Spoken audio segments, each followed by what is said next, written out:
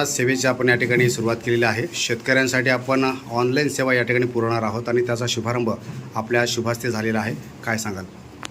खऱ्या अर्थानं या शेतकरी संघटनेच्या माध्यमातून महाराष्ट्र नवनिर्माण सेना शेतकरी सेनेच्या माध्यमातून या कार्यालयाचं उद्घाटन झाल्यापासून विविध उपक्रम आमचे शेतकरी सेनेचे जिल्हाध्यक्ष सन्माननीय उमेशजी लटके, जिल्हा सचिव जितेंद्रजी महाडिक यांच्या माध्यमातून नवीन उपक्रम या ठिकाणी राबवण्याचा सातत्यानं प्रयत्न होतो।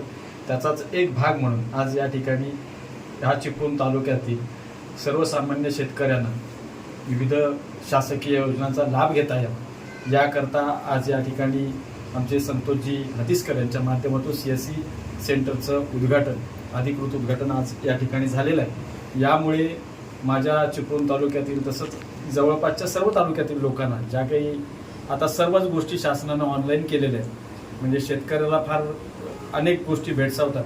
म्हणजे आज तुमचं साधारणतः पीक पाणी करायचं असेल तरी तुमच्याकडे अँड्रॉइड मोबाईल असला पाहिजे आणि त्याच माध्यमातून तुम्ही करू शकता, किंवा वेगवेगळ्या प्रकारच्या KYC आहे त्या करायच्या असतील तर शेतकऱ्यांना अनेक ठिकाणी फिरावं लागतं आणि ते सोयीस्कररित्या या ठिकाणी एका शेताखाली त्यांची कामं व्हावी, विविध प्रकारचे दाखले असतील, म्हणजे प्रत्येक गोष्टीमध्ये महाराष्ट्र नवनिर्माण सेनेच्या शेतकरी सेनेच्या कार्यालयाच्या माध्यमातून सर्वसामान्य जनतेला एक चांगल्या प्रकारचा दिलासा देण्याचा प्रामाणिक प्रयत्न या ठिकाणी आम्ही करीत आहोत। साहेब, मनसेचं हे कार्यालय सुरू झालेलं आहे आणि तेव्हापासून म्हणल्याप्रमाणे काही नवीन उपक्रम या दोघांच्या वतीनं राबवले जात आहेत, परंतु इथली एकंदरीत संघटन जी परिस्थिती आहे ती कशी आहे?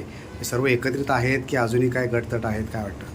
बऱ्यापैकी आता तालुकाध्यक्ष या ठिकाणी डोळस आहेत, थोडंसं कुजबुजी प्रत्येक ठिकाणी राहते। जेव्हा वृक्ष वाढत असतो तेव्हा फांद्या एकमेकाला थोड्याशा घासतात, पण त्या फांद्या सगळ्या एकत्रित येतील आणि एकत्रित पद्धतीनं काम करतील अशी आशा वाटते, कारण की हे सर्वांना सोबत घेऊन जाण्याचा यांचा प्रामाणिक प्रयत्न आहे। आणि माझ्या सहकार्यांना विनंती आहे की आपण एकत्रित येऊ।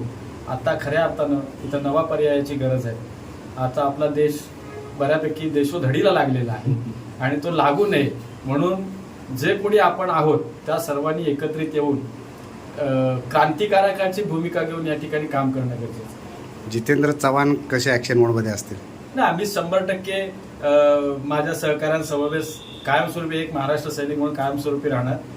ज्या ठिकाणी ते माझे सहकारी चुकतील त्या ठिकाणी मी त्यांना नक्कीच थांबण्याचा इशारा देईन आणि ज्या ठिकाणी योग्य असतील त्यावेळेला मी कितीही काही घडू दे, मी त्यांच्या पाठीशी खंबीरपणे उभा आहे।